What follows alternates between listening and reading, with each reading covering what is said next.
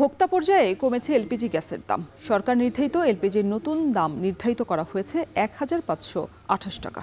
বরিশালের খুচরা বাজারের কি দামে গ্যাস বিক্রি হচ্ছে এ নিয়ে আরও বিস্তারিত জানাতে আমাদের সাথে যুক্ত হয়েছেন অমিত হাসান। অমিত, বরিশালের বাজারে সরকার নির্ধারিত দামে এলপিজি গ্যাস বিক্রি হচ্ছে কিনা, গ্রাহকরা কি বলছেন দাম কমা নিয়ে?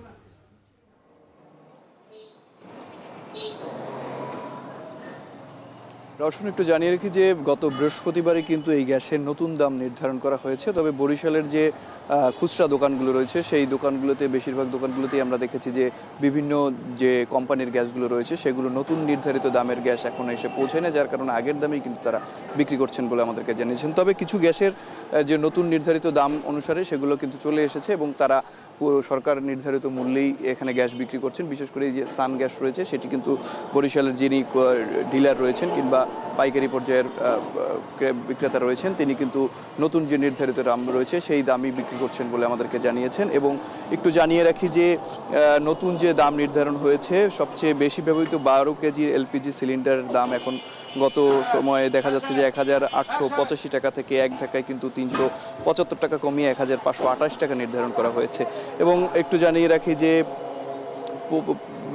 অন্যান্য যে গ্যাস যানবাহনের যে গ্যাস রয়েছে সেটিও কিন্তু কমানো হয়েছে, যে ৮৬ টাকা ৯৩ পয়সা থেকে কমিয়ে ৭০ টাকা ৪০ পয়সা নির্ধারণ করা হয়েছে। এবং সরকারি যে গ্যাসগুলো রয়েছে সেই সরকারির দাম কিন্তু অপরিবর্তিত রয়েছে। ১২.৫০ কেজির যে সরকারি এলপিজি সিলিন্ডার ভোক্তা পর্যায়ের দাম ৭৭৬ টাকা ৯৩ পয়সা বহাল রাখা হয়েছে প্রতি কেজিতে। এবং জুন